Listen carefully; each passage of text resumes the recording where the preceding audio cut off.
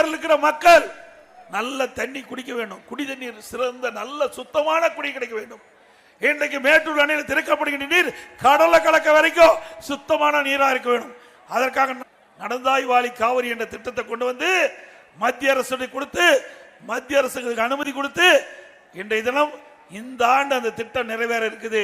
11,500 கோடி இந்த அதிமுக ஆட்சியில நாங்கள் எடுக்கப்பட்ட நடவடிக்கையின் மூலமாக சுத்தமான நீர் இங்க இருக்கிற மக்களுக்கு கிடைக்கிறது. இன்றைக்கு நகரத்திலிருந்து வெளியேறுகின்ற கழிவு நீர் மேட்டூர் நகரம், பவானி, கொமராவளையம், பள்ளிப்பாளையம், ஈரோடு, திருச்சி, இப்படி வழியோரத்தில் இருக்கிற ஆற்றினுடைய கரையோரம், காவிரி கரையோரம் இருக்கின்ற அந்த நீரெல்லாம், அசுத்த நீரெல்லாம் காவிரி ஆற்றுல வந்து கலக்குது. காவிரி ஆறு மாசுபடுது. பவானி சாகருக்கு வர தண்ணி கூடுதுறையில் பவானி கூடுதல் இணையுது.